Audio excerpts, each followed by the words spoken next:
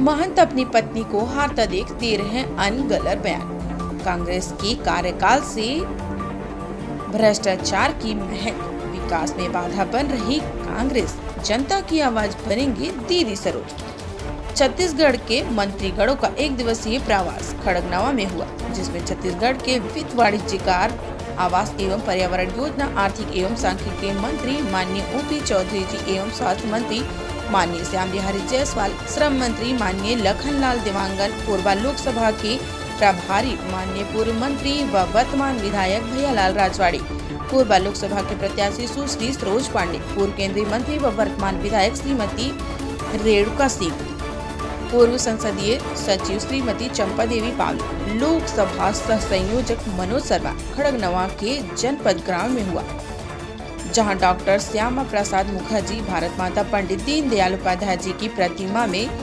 पुष्पांजलि अर्पित एवं दीप प्रज्वलन कर कार्यक्रम की शुरुआत किया। वहीं कार्यकर्ता सम्मेलन को संबोधित कर कहा कि आज प्रदेश में जिस तरह विकास के कार्य हो रहे हैं, जो जनता देख रही है, तथा विगत 5 सालों में पूर्ववर्ती सरकार ने जो कार्य किए हैं, उनमें घोटालों की महक आ रही है। आप स्वयं देखकर अनुमान लगा सकते हैं कि जिस तरह से कांग्रेस की सरकार के ऊपर भ्रष्टाचार का आरोप लगा है तथा विकास कितना किया होगा, तथा लोकसभा प्रत्याशी सुश्री सरोज पांडे जी एक राष्ट्रीय नेतृत्व में बहुत काम किया है तथा राष्ट्रीय नेतृत्व में राष्ट्रीय अध्यक्ष तथा महिलाओं के हितों में काफी सारी योजनाओं में काम किया है, तथा हमारे कोरबा लोकसभा के दोनों मंत्री की परीक्षा है। आज उन्हें इस परीक्षा में पास होना और मिलकर चुनाव को जीतना है।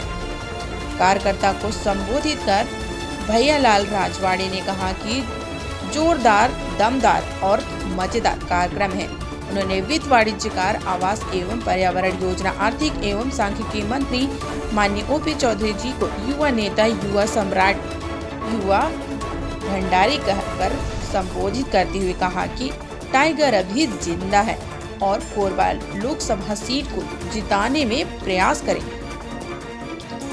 टाइगर उनके साथ है। उन्होंने आगे कहा कि श्याम बिहारी जायसवाल जी ने इन 3 माह में जो करके दिखाया है, वह बहुत ही सराहनीय कार्य है और बहुत बड़ी बात है। जो काम जिंदगी में नहीं होने वाला था, उसे माननीय स्वास्थ्य मंत्री श्याम बिहारी जायसवाल ने करके दिखा दिया। केंद्र सरकार ने 241 करोड़ रुपए जारी कर रेल लाइन के लिए स्वीकृति दिलाया और कहा कि कांग्रेस ने भूपेश बघेल की सरकार में रेल लाइन पूरी तरह फेलियर था। माननीय स्वास्थ्य मंत्री श्याम बिहारी जायसवाल ने किया था प्रयास, तथा महोदय के प्रयास से आज हम लोगों को क्षेत्र में 100 करोड़ की लागत से मेडिकल कॉलेज के लिए स्वीकृति मिली, तथा उन्होंने आगे कहा कि इसी तरह का कार्य अगर आगे भी होता रहे तो हमारा क्षेत्र स्वर्ग हो जाएगा। वहीं श्री राजवाड़ी ने कहा कि हमने माननीय मंत्री जी से कहा था कि कोरिया जिले में डॉक्टरों की कमी है। उन्होंने प्रथम प्रयास में ही 22 डॉक्टरों की नियुक्ति कोरिया जिले में दे दिया। ऐसे हैं हमारे माननीय स्वास्थ्य मंत्री श्याम बिहारी जायसवाल जी। उन्होंने कहा कि यह चुनाव मोदी जी का चुनाव है। हम मोदी जी का परिवार है। हमें मोदी जी का सहयोग कर अपने बूथ में मजबूती करना है और भारी मतों से कोरबा लोकसभा सीट को हासिल करना है। वहीं कहा कि आज हम नेता ही नहीं, 13 साल तक कलेक्टर रह चुके हैं और हमें बड़े सौभाग्य का विषय है। नरेंद्र मोदी जी के हाथ को मजबूत करने के लिए दीदी सरोज पांडे जी को मैदान में उतारा है।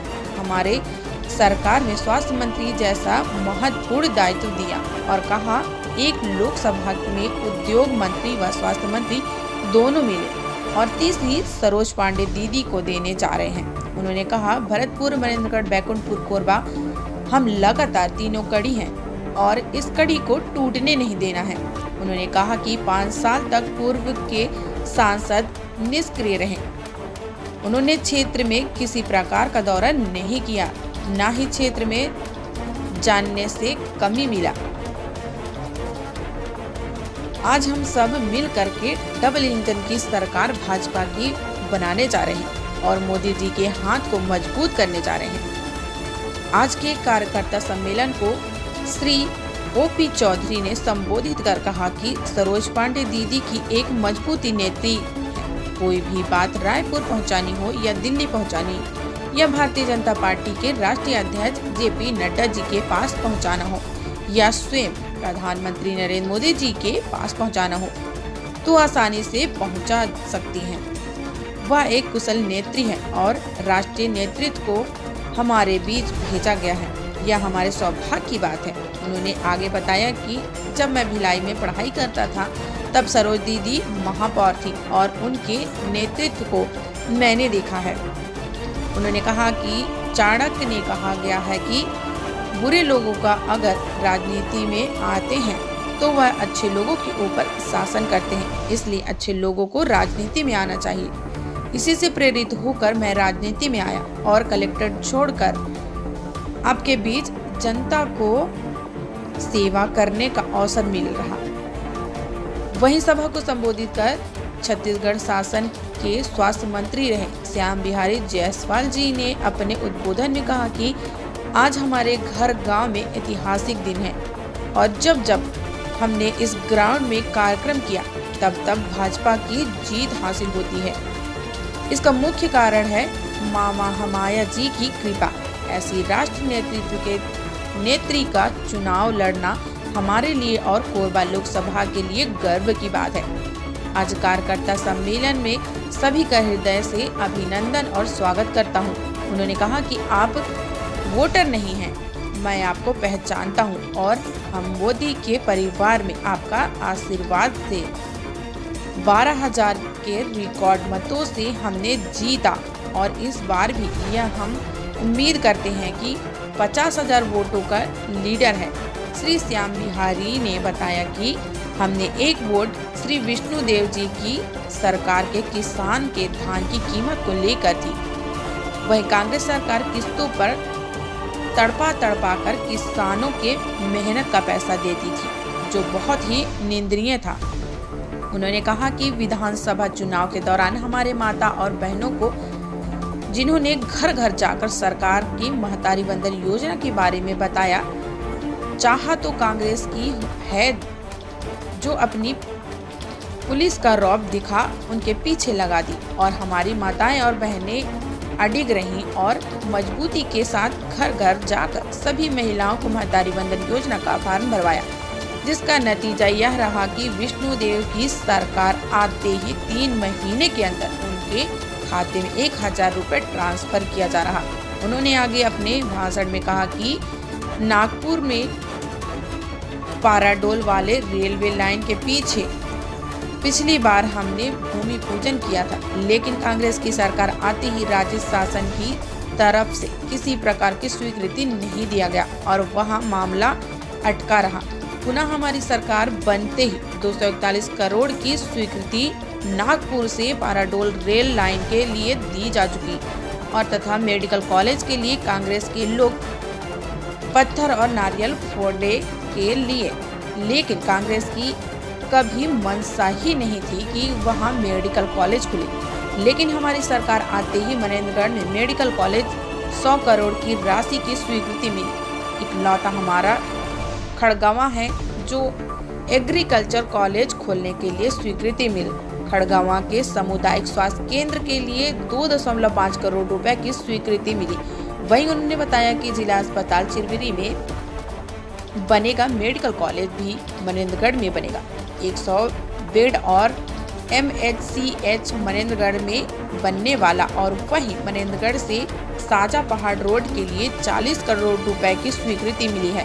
तथा श्याम बिहारी जायसवाल ने बताया कि लोकसभा और राज्यसभा के नेतृत्व कर चुकी सरोज दीदी क्षेत्र का भाग उदय करने वाली हैं। हमें सरोज दीदी का हाथ मजबूत करना है और माननीय नरेंद्र मोदी जी का हाथ को मजबूत करना है। इसलिए मैं दीदी के लिए और माननीय प्रधानमंत्री जी के लिए आशीर्वाद मांग रहा हूँ। वहीं उद्योग एवं श्रम मंत्री लखनलाल देवांगन ने बताया गया कि कोरबा लोकसभा के लोकप्रिय प्रत्याशी केंद्रीय नेतृत्वकार पदाधिकारी रह चुके ऐसी कमल फूल के प्रत्याशी सुश्री सरोज पांडे जी के हाथ को मजबूत करते हुए उन्होंने कहा कि हम सब लोकसभा के चुनाव में अभी हम पंच सरपंच का चुनाव करते हैं, पार्षद के चुनाव करते हैं, विधायक के चुनाव करते हैं, लोकसभा में संसद के चुनाव करते हैं कि हमारे क्षेत्र का विकास हो।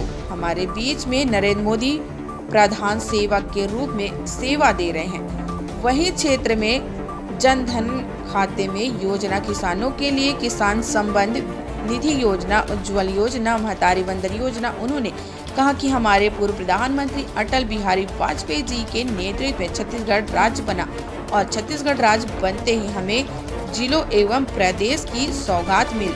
आज उनकी सफल राजनीति के वजह से हम छत्तीसगढ़ राज्य में फल फूल रहे हैं। वहीं उन्होंने कांग्रेस को अड़े हाथ लेते हुए कहा कि सांसद निधि में भारी भ्रष्टाचार किया गया। पूर्व के सांसद ने कभी क्षेत्र का दौरा नहीं किया, केवल और केवल मशीनरी खोरी हुआ। और उन्होंने आगे कहा कि हम सब सरोज जी को मिलकर जिताकर लोकसभा में भेजेंगे।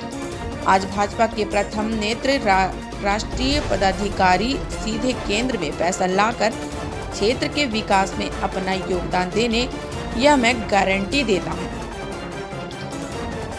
आज के सभा को संबोधित कर कोरबा लोकसभा के प्रत्याशी सुश्री सरोज पांडे ने अपने भाषण में महतारी वंदन योजना, उज्ज्वल योजना का जिक्र किया तथा मोदी जी की बड़ी योजना में किसानों निधि का भी जिक्र करते हुए कहा कि मैं आपके बीच में आपका सहयोग और आशीर्वाद मांगने आई हूँ। आज प्रधानमंत्री जी पुनः प्रधानमंत्री बनेंगे।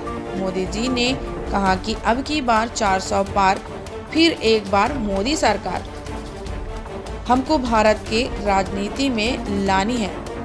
आपको यह लड़ाई लड़नी है। आपको मैं विश्वास दिलाती हूँ, हमारा चुनावी चिन्ह कमल है, आपका चिन्ह कमल है, मोदी जी का चुनाव चिन्ह कमल है। इसलिए मोदी जी को पुनः प्रधानमंत्री बनाने के लिए 4000 पार की सीट लाकर भारी मतों से लोकसभा में भेजना है। आप देख रहे हैं कि पिछले बार 5 सालों में वर्तमान सांसद ने कभी क्षेत्र का दौरा किया, न ही 5 सालों में किसी जरूरतमंद लोगों की सेवा की। केवल और केवल भ्रष्टाचार हुआ। इतिहास में पहली बार आप देखेंगे कि 2 कलेक्टर जेल गए हैं। DMF मद की राशि में घोटाला करने के आरोप पर जेल में है।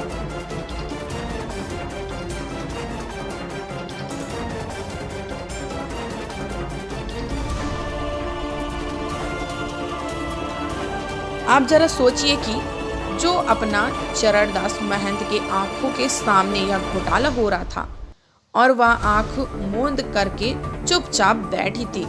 ज्योत्सना महंत जनता के बीच आकर बताए कि भ्रष्टाचार हुआ है कि नहीं हुआ है। उन्होंने मीडिया से एक स्टेटमेंट भी दिया। कांग्रेस के लोग भ्रष्टाचार करते होंगे लेकिन मैं नहीं करती। यह बहुत शर्म की बात है कि एक कांग्रेस के वरिष्ठ नेत्री इस तरह की बातें करती हैं। उन्होंने आगे कहा कि प्रधानमंत्री जी की सोच बड़ी ही है। उन्होंने माता और बहनों के लिए नल जल योजना लागू किया।